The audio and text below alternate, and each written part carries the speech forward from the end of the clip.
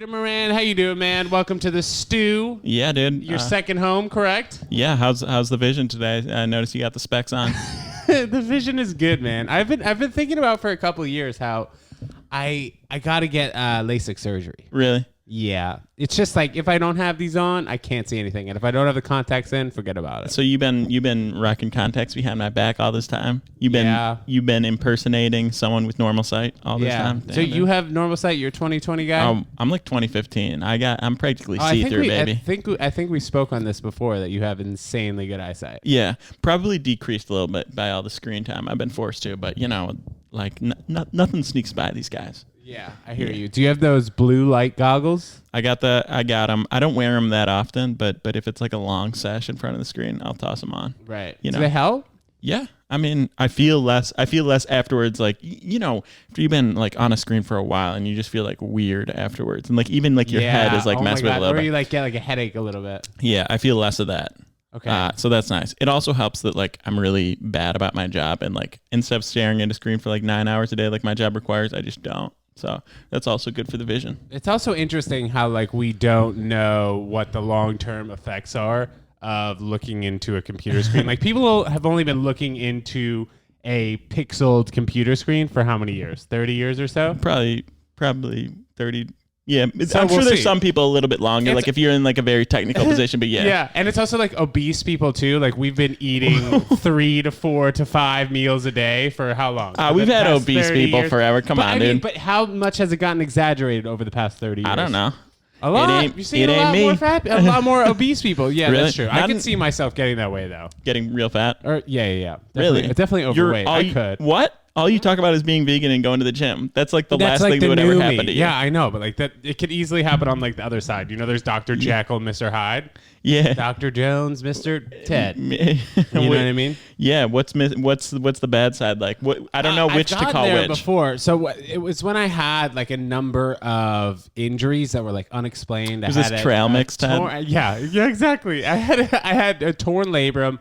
I had a pulled hamstring. I had like some socreatic. What's it called?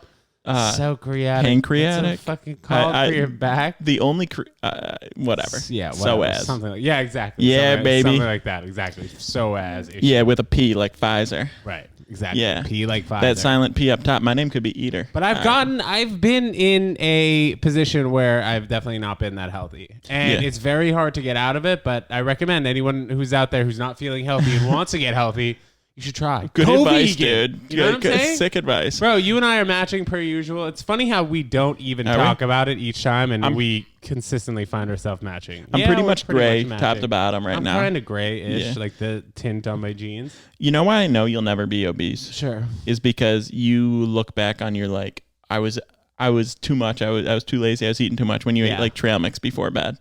Like unless it was like a full bag though. We're talking like 32 ounces of trail mix. That's a lot of trail mix, but it's also trail mix. Also 32 ounces. Really 32 ounces. I don't know. That's a couple pounds. That's a quart. Dude. I wouldn't be surprised if I had a couple pounds of trail mix. I would say like unless you're saying I'd order like a double Big Mac, fries, and crush a 6-pack before bed most nights. I'd be like, you're fine. Well, I used to eat McDonald's a lot. Yeah. Yeah. McDonald's, I'm not going to pretend McDonald's is remotely healthy, but it does get a bad rap to where like pretty much all fast foods, like what are you getting? Like high sodium food, a lot of cheese, processed meat, and some fries. Yeah. And I was like, yeah, McDonald's is just the popular one because of that documentary. Right. Well, I think the Super Size Me? Yeah. Yeah. Well, I think also if you like look at the behind the scenes of McDonald's, I mean, it's got to skeeve you out a little bit to what you're putting in your body. But I used to eat it all the time and I didn't care just because it tasted so good. But like once you look back on it after you stop eating it, then you kind of realize what you were doing to yourself. Any of the bad habits of the past, looking back on them, it's never fun. That's why I it's used to best smoke to like cigarettes too. You were a cigarette smoker. Ketamine. Yeah, not a lot of cigarettes though. That actually somehow surprises me. I don't know why. Right. Well, like think about me, 19, 20 years old, living in the city, trying to be cool. What else am I gonna do? That's where you got me. trying to be cool.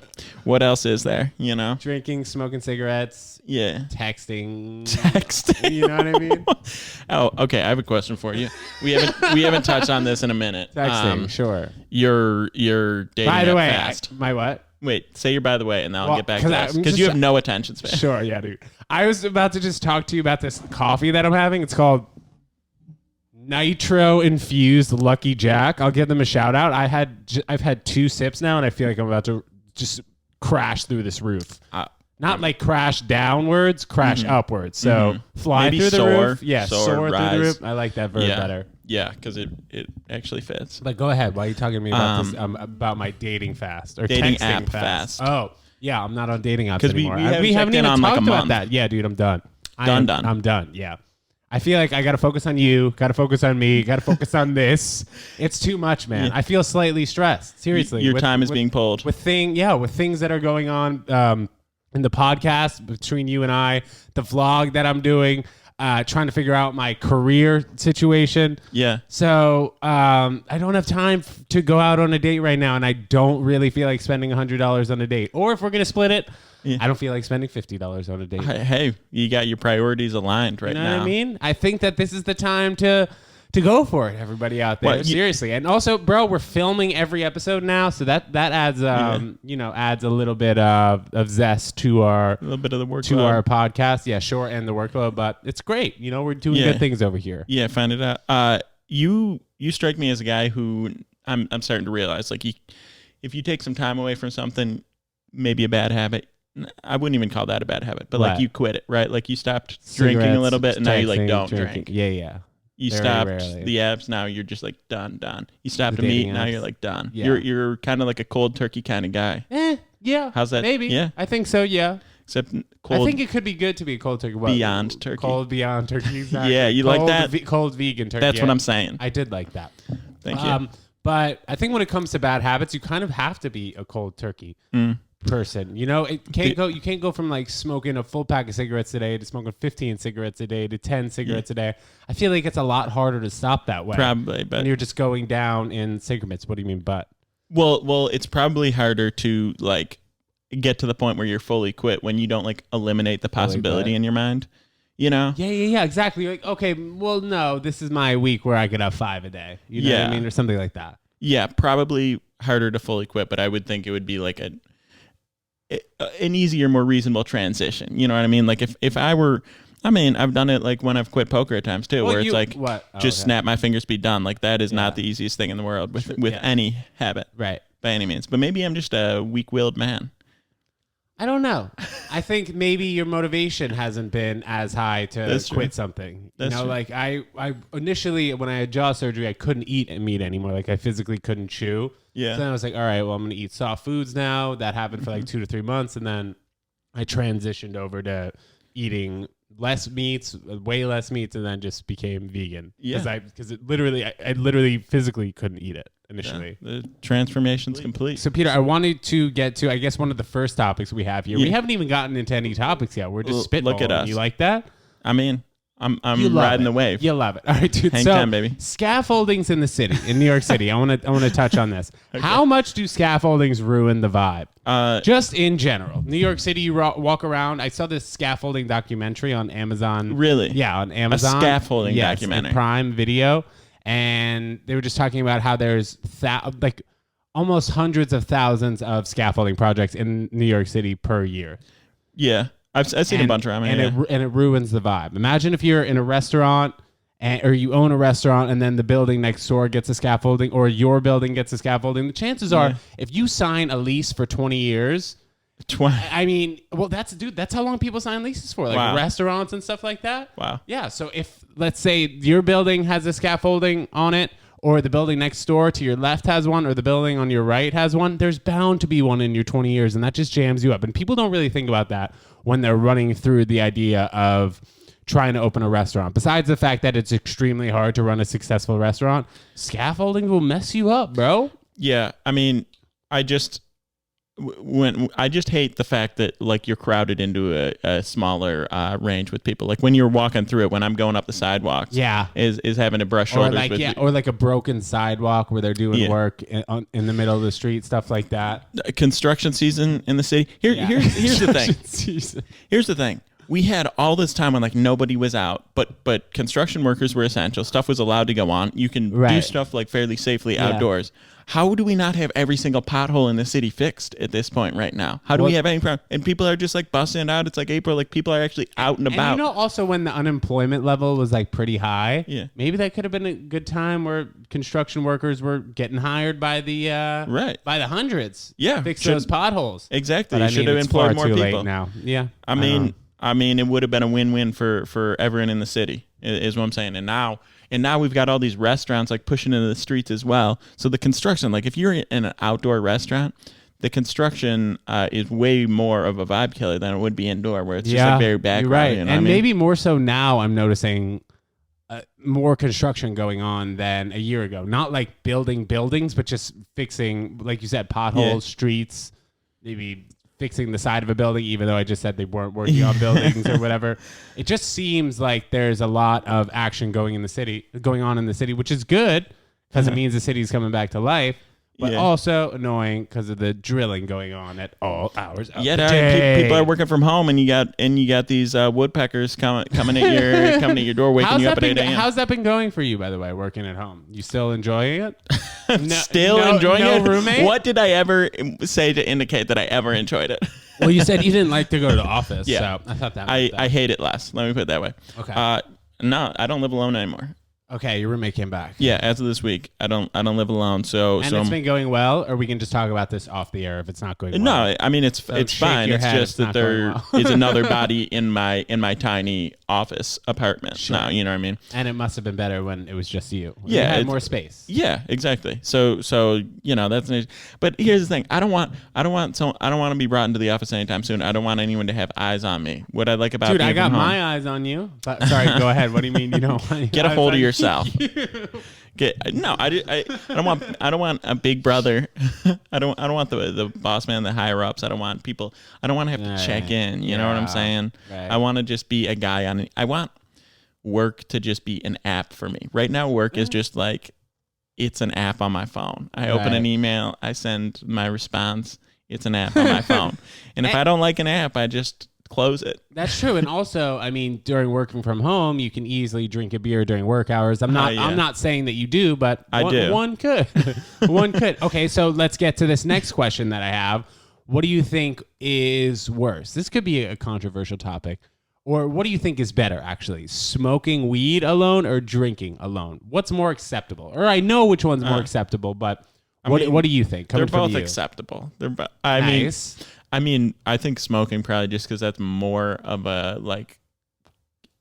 solo activity. Like it's common to do that. I think to like smoke and watch a movie or something solo. Whereas drinking is like you go out to meet people for drinks. Especially in New York, drinking is like the social activity. Yeah, so it's nothing weird. Else to do if it weren't for if it weren't for the pandemic, it would be weird to like not meet people when you're having drinks or something. Like that's the thing you do. So yeah, I think that's way less acceptable. Like the drinking alone has like an alcoholic vibe to it. But it's become socially acceptable to pop a bottle of wine every night after work and finish it. So I've heard. Yeah, I agree. I think that's more the current circumstance. But even that, it's like people are a little. If that's like consistent, if you said yeah, Thursday night I came home, I drank, or Friday night came home, drink a bottle of wine, watch a movie, no one would be like, you have a problem. I think. But if you're like, that's what I do every night, I think it's a little more concerning. Yeah. And if someone was like, what are you doing tonight? And you're like, I'm just going to go home and drink alone. That's way more concerning. Well, I think we've also, as a society, become more accepting of people going home and drinking whatever it is, a full bottle of wine to themselves or whatever, just because that's what our parents were known to do. You know what I mean? Like people. Well, I mean, back in the day, 30 years ago, as we keep talking. Do you think people drank more weren't back smoking weed just by themselves? Well, I think people were drinking more than they were smoking weed back then. Yeah. Yeah, for sure. So like people looked down on weed, like, oh, he's such a lazy schmo. He's smoking weed by himself. Like, all right, you're drinking a full bottle of red wine by yourself, Stacy. I mean, why does it matter that it's red? That's true. I don't like. It could be either color, but I'm just saying that you get a full bottle going. I still don't think you could be judged. Yeah, perhaps. But same. That's another reason I don't want to get back into the office. I don't want anyone having. I don't want to like someone to ask me what I did last night. I like zero accountability in my life. That's where I need to be right now. Maybe that's why you wouldn't want a doorman in the future. I never wanted to. Well, let me tell you this. I never wanted a doorman just because it's fine. Oh, it's so convenient. He'll have my packages, and then I never have to worry about the packages being stolen. But one, that guy knows what time I leave in the morning. That guy knows what time I'm coming home. Knows everything about me. It's just not in my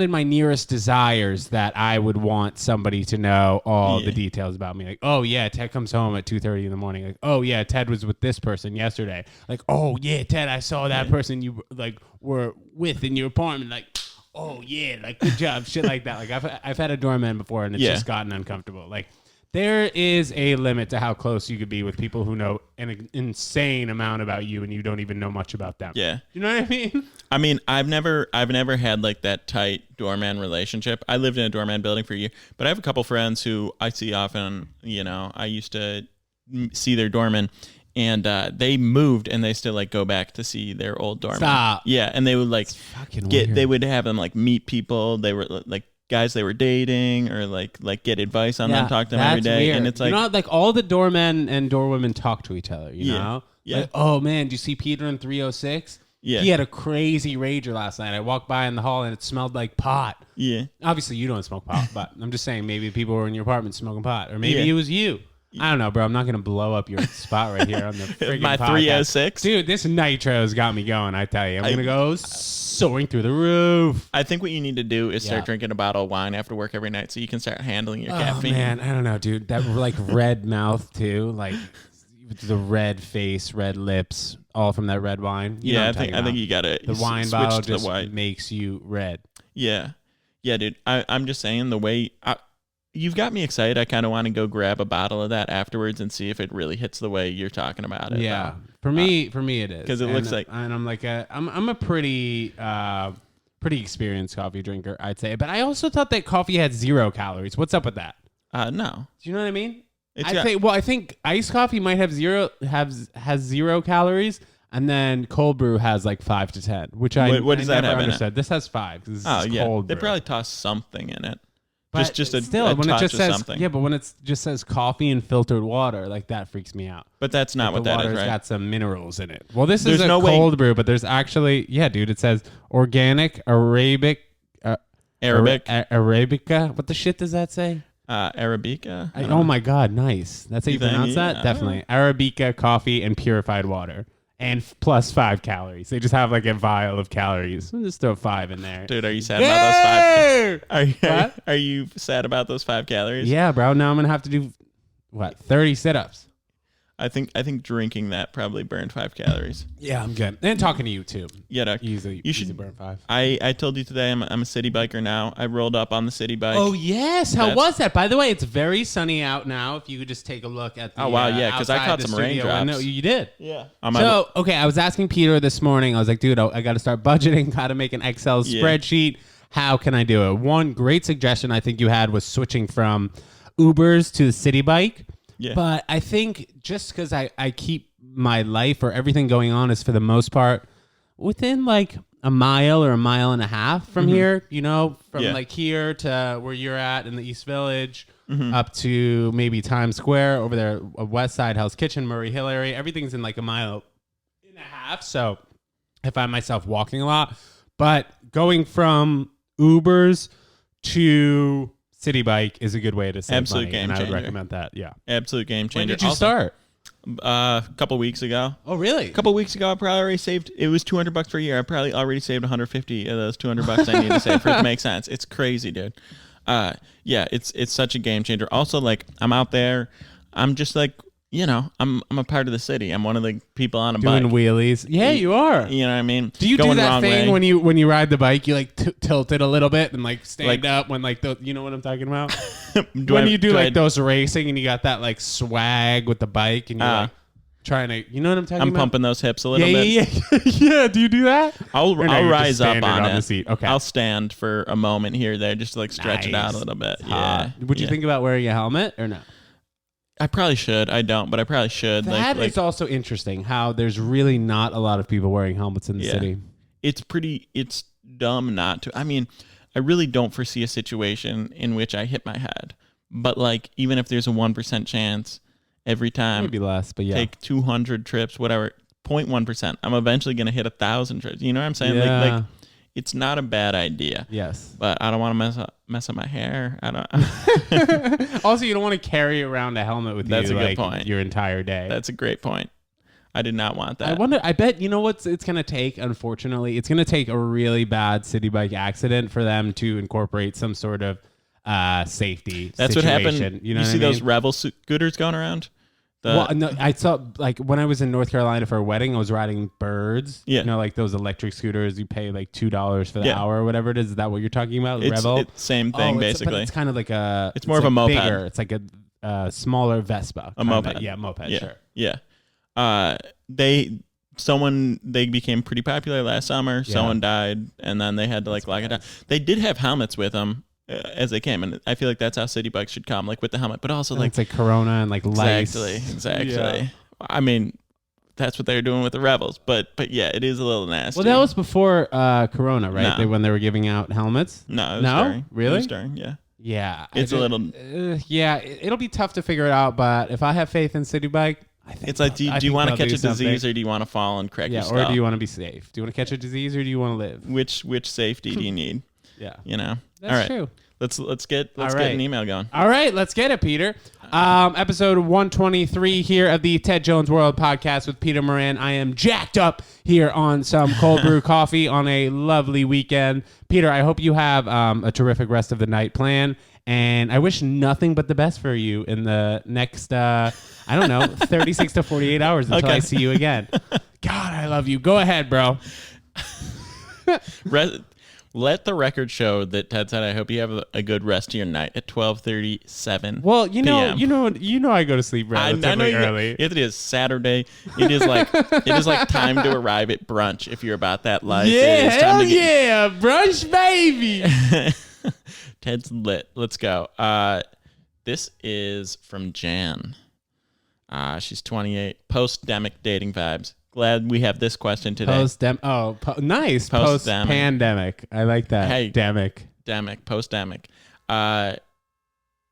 You are not part of this anymore, so it's going to be interesting to hear what you have to say after earlier this episode, bowing yourself out of the dating game. Okay. But let's see what Jan has to say. Yeah, the DMs are still open though, Peter. The DMs are open. The DMs are open. Let me tell you something. The DMs are also open for your questions and your emails. I'm Peter Moran, Ted Jones World at gmail.com. Hit us up, get your questions answered. Absolutely. Just like Jan here.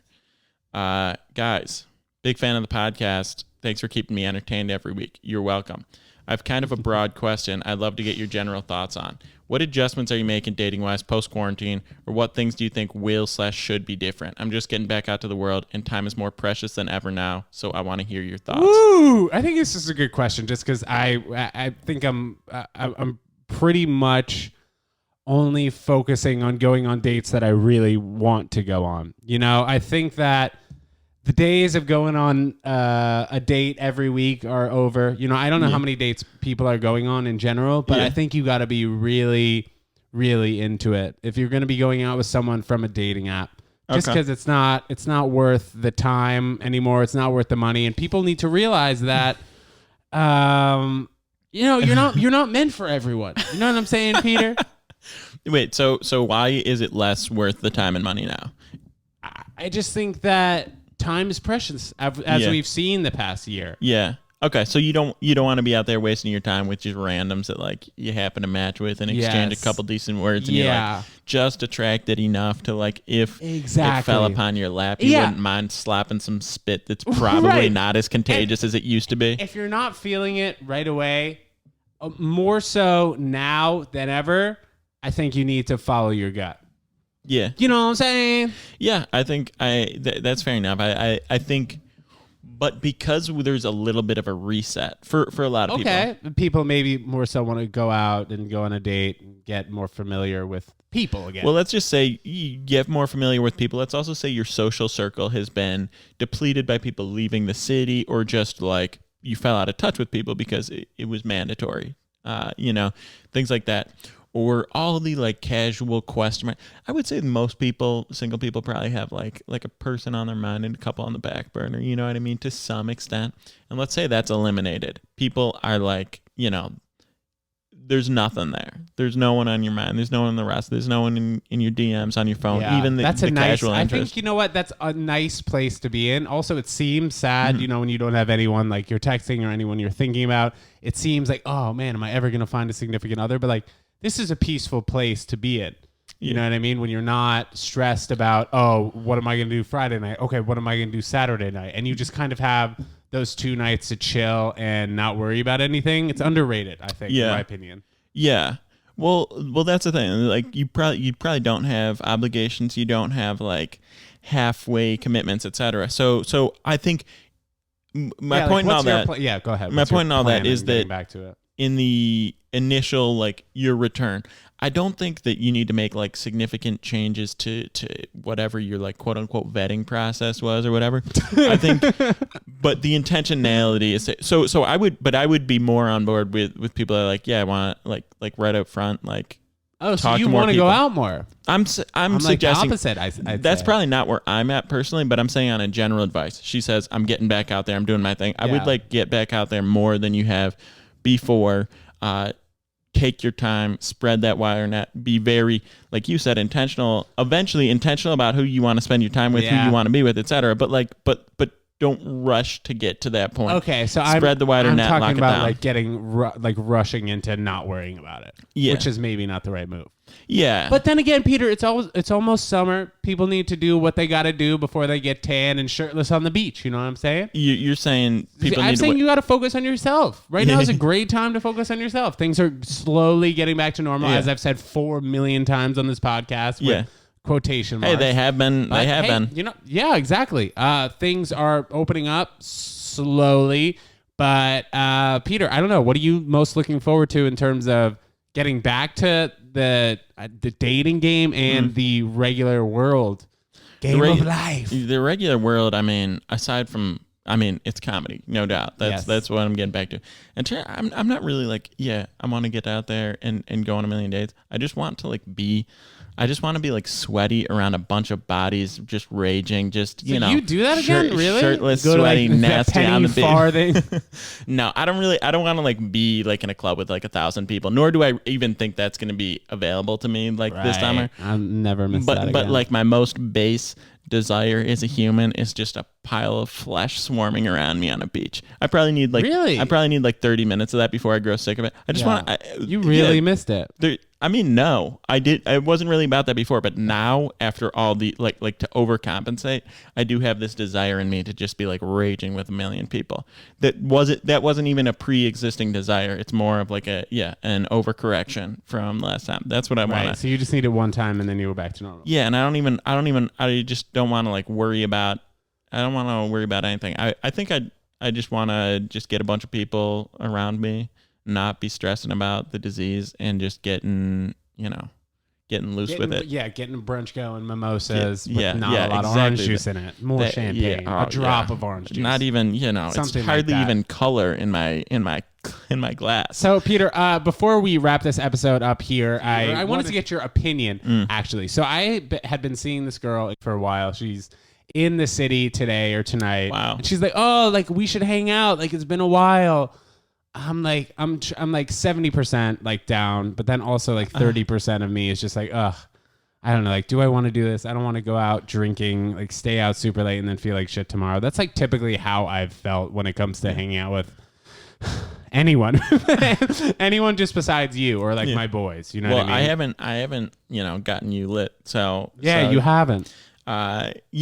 Time will come, man. I'm looking forward to it. You want dude, that to happen? I'm looking forward to getting lit with you, of course. And then secondly, I'm looking forward to our catch in Central Park. That'll be fun. Our little baseball catch. Or we don't have to go all the way up to Central Park since that's like a little bit far away from you. Yeah, we can play ball in the studio. Who cares? No parents here. Hanging out with old flings is always a little bit like iffy for me. I don't know how you feel about it. I mean, that doesn't seem consistent with what you have expressed in the past in the podcast, to be honest. How do you mean? You know, you're all about going back to the old well. Yeah. I am.